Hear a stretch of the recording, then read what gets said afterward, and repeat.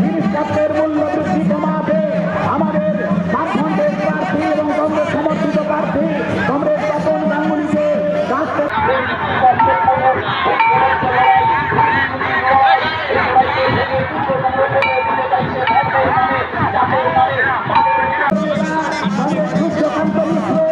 CPI পার্টির রাজ্য সম্পাদক কংগ্রেস তপন ব্যানার্জি সিপিআইএম পার্টির রাজ্য কমিটির